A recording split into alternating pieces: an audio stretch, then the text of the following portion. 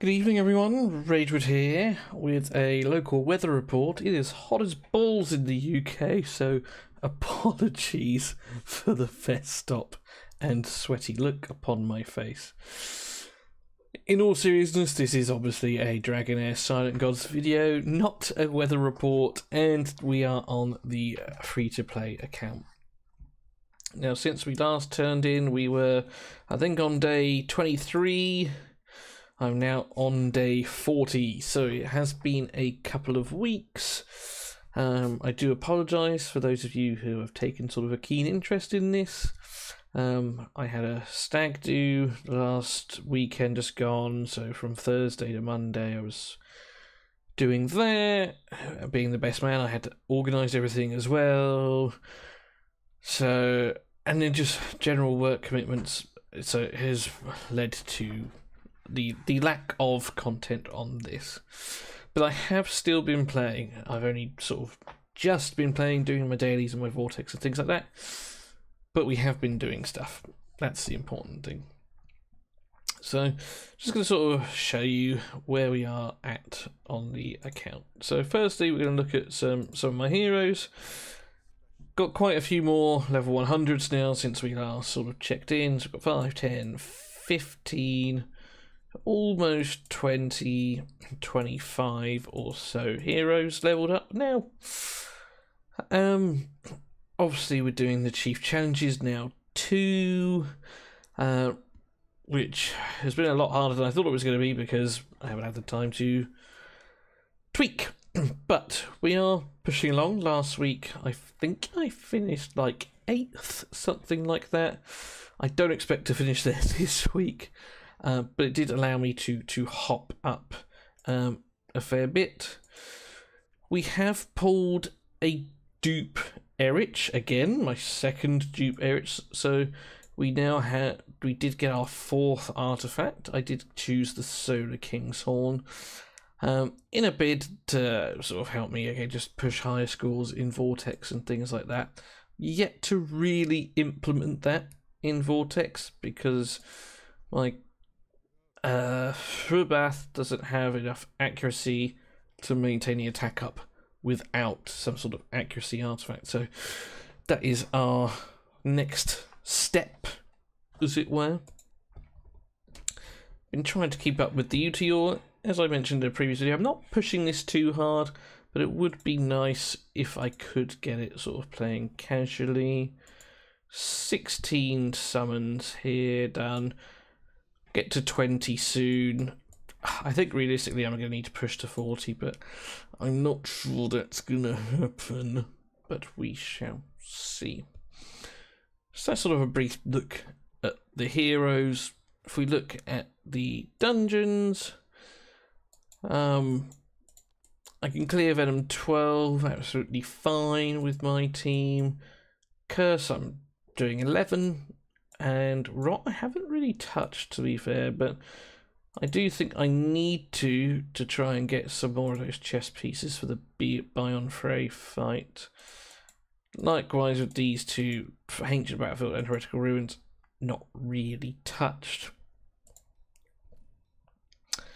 Looking at the Vortex, can I... oh, I got a chest I can grab there. Yes, Vortex, where were we? Let's just fast travel. We had a couple of weeks where we were pushing very high. We had a derivative damage week followed by a poison damage week. And during that time, I was finishing 2nd or 3rd most of the time. And it allowed us to jump up in the Clepsydra to sort of around sort of low 20s, which I'm pretty happy with. I'm still behind the likes of Odd One, Dan, Meteor Storm, who are also doing this free-to-play series. Pip being Pip and just killing everything. But, you know, it's a respectable place to be considering the heroes I've got. At least I feel that way. But this week we have dropped. So this week we have an attack speed, which is very much suiting some Dauntless teams. Jonas himself has a similar team to me, but he has Shink with his defense down, his witches remains. I'm still relying, as I say, on single hitters from Larari and Furbath, as you can see from my team. The multi-hitter is what I'm missing, but still respectable. 300 enlightenment with my Lothair in the enlightenment set, the Platinum Knight, to make the bonus from his passive. So, yeah, pretty happy with that. Corin, obviously, with the 176 skill haste. And then I got Larari as like a backup defense down placer, should Furbath miss it. Ideally, so I'd like to get him in the horn, if we can get enough accuracy, and then just put Larari in witches, but again, RNG gods. Flora, losing to a Flora team, and then we start to see some of the Dauntless teams with Taravol. Ulrina, I think, is doing it too. Yeah, Beware the Depths has Durango. The things I would do for a Durango. Unspeakable things. And then moving back down to some more lightning here. So they're pushing up this week. It's nice to see something that's not just Rook constantly. Famiander we haven't touched really. Pillar we haven't touched either. So much things we're going to have to catch up on at some point, which will lead me into sort of, I guess, the difficult conversation about what's going to happen to the rest of this account. And yeah, that's sort of really it. I've only got a couple more continental challenges to do. Probably going to try and do Ripicas, but I didn't save my team, so stupidly, but I know I can do 22 million on there. And then we're going to look at doing Jathalea.